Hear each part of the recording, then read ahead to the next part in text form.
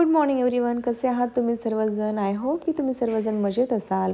तुम्ही स्वतःची आणि घरच्यांची नक्कीच काळजी घेत असाल. तर आजचं माझं डेली रुटीन, मी आजचा हा शब्द यासाठी वापरते की प्रत्येक दिवशीचं रुटीन हे वेगवेगळं असतं. कारण आमची ड्युटी ही खूप कधी कधी वेगळी लागते. कधी बंदोबस्त असतो, कधी कुठे असते, कधी काय असतं. त्याच्यामुळे रुटीन हे एकसारखं नसतंच. त्याच्यामुळे आजचा दिवस मी शेअर करण्याचा प्रयत्न करते. आज काय असेल माझं रुटीन ते तुमच्यासोबत शेअर करते. आणि झाला आहे प्रॉब्लेम असा, तुम्हाला थोडं ॲडजस्ट करावं लागेल. मी आडवा मोबाईल धरून व्लॉग म्हणजे व्हिडिओ बनवला पाहिजे होता, पण तसं मी बनवलेला नाही आहे. तर तेवढं आज ॲडजस्ट करा.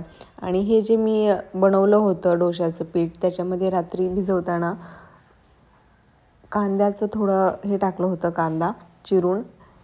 कारण की मग थंडीचे दिवस आहेत, तर जे पीठ आहे ते आंबूस होत नाही लवकर.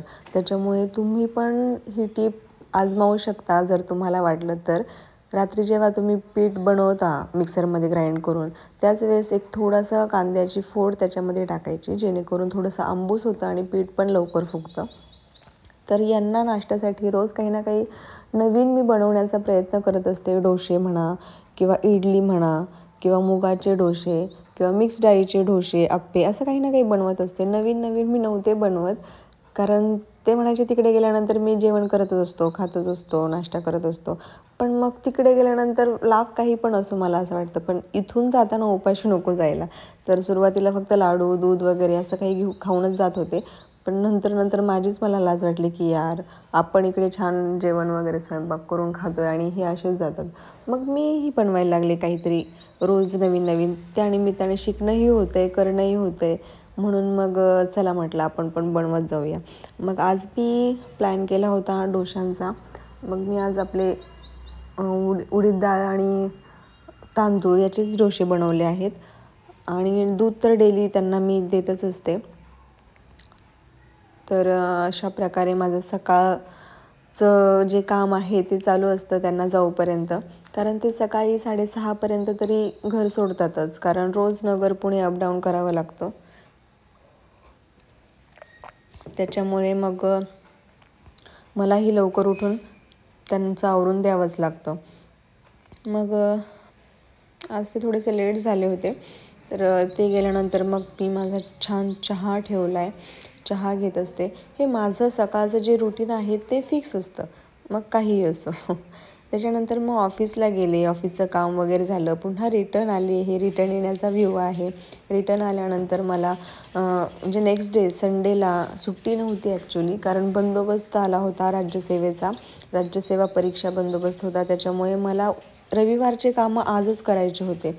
सो मी कपडे वगैरे जे होते ते मशीनमध्येच लावले आहेत. कारण मग संध्याकाळचा वेळ आणि धुणार कधी, वाळणार कधी, मग मशीनमध्ये कसं होतं ना, थोडं 90% 70% तरी ते सुकून निघतात. त्याच्यामुळे मग मी मशीनमध्येच कपडे लावले होते. आणि मग मी याचा ना एक छोटासा जो इन्स्टावरती माझी जी आयडी आहे डेली व्लॉगची, त्याच्यावरती मी एक छानसा व्हिडिओ बनवला आहे. त्याच्यामध्ये मी माझं काही संभाषण नाही, पण एक छान असं मला जे आवडलं होतं ते मी त्याच्यावरती शब्दांचे जे बोल आहेत ते लिहून त्या व्हिडिओवरती टाकलेले आहेत. तर असा मी काहीतरी वेगळं करण्याचा प्रयत्न केला होता. तो व्हिडिओ तुम्ही पाहिलाच असेल. तर मग मी यांची येण्याची वाट बघत होते, कारण मला चहा घ्यायचा होता. हे कधी येतील, आल्यानंतर सोबतच चहा घेऊ असं हे म्हणाले होते, कारण जवळच आले होते. कॉल झाला होता आमचा, ते म्हणाले आलो आहे मी जवळ. म्हटलं तोपर्यंत चहा होतो आहे मग माझा. गॅलरीमध्ये थोडासा टाईमपास वगैरे केला, इकडे तिकडे थोडंसं बघितलं. आणि मग म्हटलं चला आता खाली चहा ठेवूया, कारण हे येतील तोपर्यंत माझा चहा पण होतो आहे. मग मशीनमध्ये पाणी सोडलेलं होतं ते मी बंद केलं. ॲक्च्युली मी ना थोडासा असा जुगाड केला आहे. आमची मशीन अजून बाथरूममध्ये आम्ही सेट नाही केलेली. तर मी सध्या काय करते, एक पाईप छोटासा आहे तो बेसिनमधून तिथे पाण्यासाठी कनेक्ट करते. आणि मग इथेच ह्या कॉर्नरमध्ये ही मशीन ठेवलेली आहे. आणि उलटी ह्यासाठी ठेवली आहे ती, कारण मग तो जो खालून पाणी जो जाण्याचा पाईप आहे ना, तो उलटा ठेवल्यामुळे मग बाथरूममध्ये नाही सोडता येत. उलटी मशीन ठेवल्यामुळे मागच्या साईडचा जो खालचा पाईप आहे ना, तो लगेच बाथरूममध्ये तिथल्या तिथे टाकता येतो. त्याच्यामुळे ही मशीन अशी उलटी ठेवली आहे. आणि उलटी असो सरळ असो माझं फक्त काम होण्याशी मतलब आहे. त्याच्यामुळे मी कसा तरी जुगाड केला आहे आणि ती मशीन तिथे कॉर्नरला मॅनेज केली. मशीन लावून झाल्यानंतर खाली आले. म्हटलं आता यांना यायची वेळ झालीच आहे, पटकन जाऊन चहा ठेवूया, म्हणजे त्यांना येऊपर्यंत चहा गरम राहील आणि लगेच घेता येईल दोघांनाही सोबत. त्याच्यामुळे खाली आले आणि खालचं पण थोडंसं आवरायचं होतं, म्हणजे किचन वटा वगैरे हे ते, कारण दिवसभर घर बंद असतं. काय सांगता येते, झुरळ मांजर नाही, पाल वगैरे. तसं पाल पण मला अजून काही घरात दिसली नाही आहे, पण तरी पण एक मनात शंका येते ना. त्याच्यामुळे किचन वटा गॅस वगैरे मी पुसून घेते. ओव्हर थिंकिंग माझी, बाकी काही नाही. जास्त ओव्हर थिंकिंग असते. असं झालं असेल, तसं झालं असेल, हे झालं तर कसं होईल, ते झालं तर कसं होईल.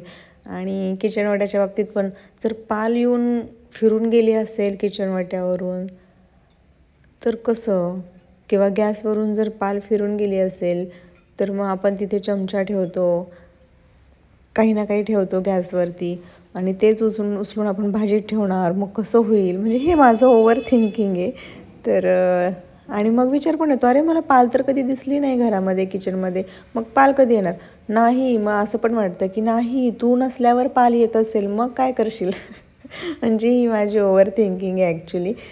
तुम्ही पण जास्त म्हणजे ओव्हर थिंकिंग करता का, नक्की सांगा. माझं खूप जास्त होतं, कुठल्याही बाबतीत होतं, याच बाबतीत नाही, कुठल्याही बाबतीत खूप जास्त मी विचार करते की हे असं असेल का, ते तसं असेल का, असं नसेल तर का बरं असं नाही आहे. ते पण मी विचार करत असते. आणि बस काय नाही, हेच असं काही ना काही वेडेपणा चालू असतो विचार करण्याच्या बाबतीत. सो मग चेंज वगैरे करून आले, चहा पण झाला. यांना हे आलेलेच आहेत, हे चेंज करण्यासाठी, फ्रेश होण्यासाठी वरतीच बेडरूममध्ये गेलेले होते. तर त्यांना मी कॅप्चर नाही करत आहे, कारण त्यांना नाही जास्त आवडत कॅमेरा. तू तुझं बनवून मला नको त्याच्यामध्ये इंटरफेअर करू. सो चहा वगैरे दोघांनी घेतला आणि मग म्हटलं आता भाजी काय करायचं, हा खूप मोठा प्रश्न नेहमीप्रमाणे. भाजीला फ्रीजमध्ये असतं, पण त्यातूनही काय करायचं हे खूप मोठं काय म्हणतात ना प्रश्न असतो. मग त्यांना विचारलं की ते म्हणतात तुला मी आणून देण्याचं काम करतो आहे भाजी वगैरे हे ते, आता बनवायचं काय ते तू ठरव. कारण त्यांचं एकच असतं, भाजी काय करू विचारल्यावर एकच असतं, काही पण बनव, काहीही बनव. मग आता काहीही अशी भाजी तर नसतेच ना. मग म्हटलं चला त्यांना आवडते डाळ, तर डाळ बनवूया, म्हणजे सांबार टाईप जे असते ना तशी त्यांना ती आवडते. म्हटलं चला मग तसंच बनवूया. मग म्हटलं पटपट आवरून घेऊया.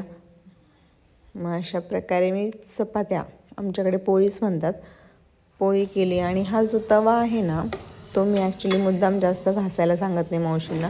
जास्त घासला ना पोळी त्याला चिटकते, जळते, त्याच्यामुळे नको म्हणते त्यांना मी जास्त, नका ते हे करत जाऊ, घासत जाऊ.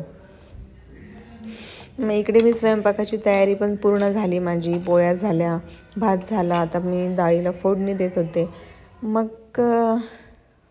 फोडणी वगैरे दिली, स्वयंपाक पण झाला आता 100% तर होतच आला आहे.